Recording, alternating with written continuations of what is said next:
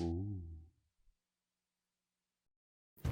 This is the story of a little knight boy named Greg who traveled through the forest and was lost one day and then found his way into a township where he needed to get supplies. So he first went to the little potion boy and he had a green, so he took a green. Then he traveled over to the weapons one and he took a little orange thing. And then he traveled up this pathway through the courtyard of the kingdom castle with beautiful flowers and lots of green to look at. And he was met by a guard, and the guard said, "Oh, buddy, you gotta go see the king." And the knight said, "Okay, you gotta go see the king." And up the stairs. "Hey, buddy, you gotta find my princess for me." And he's like, "Okay." So he travels up through the treacherous mountains and travels along this very thin little green line and through the lava doors into the fire temple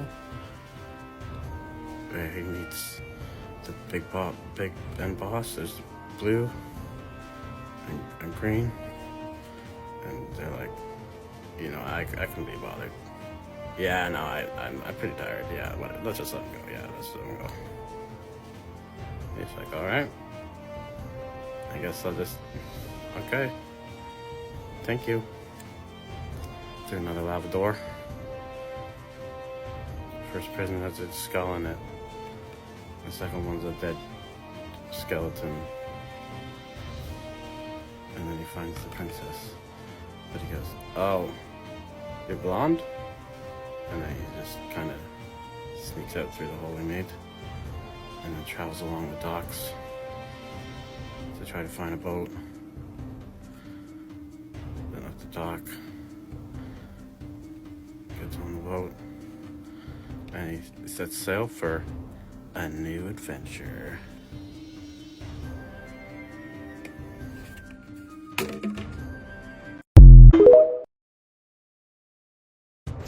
Last time we left our hero, he had a choice between a green, red, or purple portal. And he chose purple, which brought him to a beach, a beautiful, lovely beach.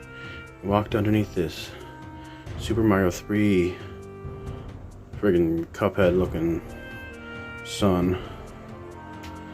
Beautiful palm trees, beautiful sand. He sees a sign with an arrow on it. I wonder if he's got a place to go. So he blop, goes in the water, swims by the jaundiced shark, past the pufferfish, and he swims past the neon pink octopus and a little electric eel. How cute. Then I switch my hand because my hand gets cramped. Beautiful coral reef and a mine with an arrow on it. Oh, looks like he's got a new destination. Travels through this beautiful coral reef. Diddle diddle doo doo doo diddle diddle doo doo doo doo. He finds the exit and escapes the coral and finds a huge chasm, and he swims deeper and deeper, and he finds there's Ariel's penis tower. This must be Atlantis, the lost city of Atlantis. Look at that beautiful real estate. Look at that beautiful tank and solar. And he finds these purple tentacles all along the bottom and discovers the ancient monster that's been protecting Atlantis, and that gets eaten right away, like basically absorbed by it. He's just traveling through the monster's esophagus, or as I like to call the monsophagus.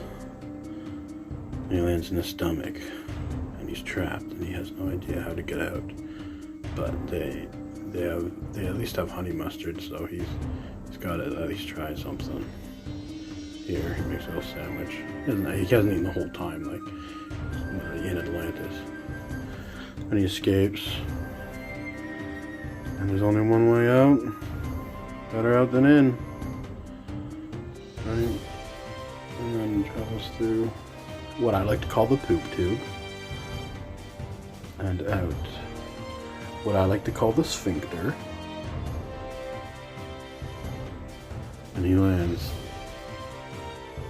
in a deep, dark, wet chasm with dripping walls. And he travels all the way to the end of the chasm and finds a purple portal to escape. So now he's done purple.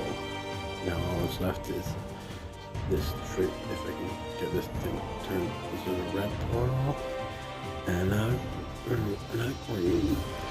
A red portal and a green portal. Red and green. Greg's journey soon took him through the green portal, where he ended up in a little treehouse. And he climbed down the treehouse, hoping for the best, but fearing for the worst. Climbs down the treehouse and he looks at his surroundings, and it's all overgrown and covered in trees and stuff, and he sees giant trees everywhere and a sign that directs him around the side here. And he sees a little entrance into the tree where he finds a group called the lawn gnomes who take care of all the grass and the flowers around here, and they need help curing the sacred tree. I don't know. So then there's the obligatory vine part, because we're in a forest level. And then he travels up here where the lawn gnome told him to go to find the sacred tree. And he has to hop across this swamp and avoid the alligators and cross the log. He would relate this to Frogger, but I don't think it exists in his world. And he's so exhausted from his big trip, and there's a big statue blocking his way, and he has no idea what to do next. But like, they have honey mustard, so like it'd be a shame not to stop and make something.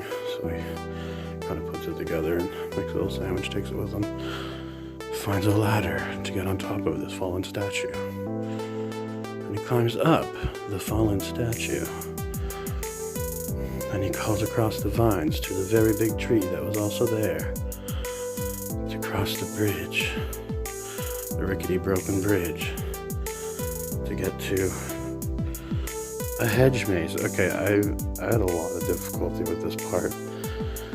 I couldn't find my way through. I had to keep re-recording it literally. But and then at the end I found out that you can get there right from the entrance basically. But this is the way I designed it to go. It's up and around over. Yeah, I realized, oh, I'm right there, right by the entrance. And he goes through the hedge maze and finds his way through the treacherous hedge maze. And he finds the biggest tree he has ever seen. And he walks all the way around it and sees a big face on one side. And the face is like, "What's up, bruh?" And he tells him about how he's sick and he needs to be cured, or else the whole forest will be destroyed. And it's going to be the hardest trial he's ever faced his entire journey. And Greg is scared because he hears dreadful music pumping from the other side of the inside of the tree. And he finds a gymnasium, and oh no, his next task is to DJ a high school dance successfully to completion. And Greg can probably do it. He's multi-talented. So he gets behind the records and everything is bumping. Everybody loves it. Everybody's dancing. He's done it. He's successfully managed the high school dance. Great job, boys. Don't get pregnant, girls. And Greg started the final part of his journey. He traveled through the red portal and it brought him to the horse rental place. And he noticed the vast desert out in front of him, so he thought it would be best to Rent a horse. So Greg traveled through the desert on a horse with no name. In the hot, hot desert sun, past the cacti and over the rocks. He was a good jumping horse. And they found a giant chasm in the desert that they had to jump over. And the horse, without fault, did it perfectly. He was an amazing little horse. And then they found a spooky little tent town with bandits. And they were the bad boys. They called themselves the bad boys. And then Greg knocked them all out with ease and traveled through the cave. And out on the other side of the cave he found town, a little township called Town, where there was a brothel that he had no interest in, and a bank he had no interest in. There's one place he needed to go, and he knew exactly where that place was. It was past the town hall. Every western city has one. A tavern. He knew it. So he hops off his horse and travels into the tavern. Inside the tavern there's tables everywhere, but there's one fat man sitting at a table, and he is fat. And Greg makes note of that. And Greg goes and tells the bartender, "That is a fat man." The bartender says, "That's the leader of the bad boys." And Greg says, "You better not tattle on me." And then he sees a sign that says, "Bartender will tattle." And he hopes that doesn't come up later. He travels upstairs to the beautiful, beautiful highlighter pink carpets to his room, the only door that actually opens. To his beautiful room, his beautiful purple bed. And then he hears from downstairs, "He called me what?" And Greg thinks to himself, he has to escape this bandit leader somehow, and he has no idea what to do. But then he remembers, oh, the train should be coming any minute now. So he travels out the window, breaks the window, jumps onto a train, and he travels along the train to escape the town. So he's on this train as it travels around this roll, and he makes his way through the storage area with barrels and things covered in tarps, through the sitting area with so many seats and so little butts to fill them. Then he travels into the women's shower compartment, and they all scream that it's funny. And then they have honey mustard, so he might as well while he's here. You know, it wouldn't hurt. He's made a sandwich in every realm now. And he traveled across the top of the train, because obviously in the Wild West you need to travel across the tops of the trains to get you to your destination and away from the bandits. And then Greg jumps into the front and finds the red portal back home, and he has done his journey. How does this? I'll make a cup of coffee for your head. Turn it to this! Cut my life into pieces. This is my last resort.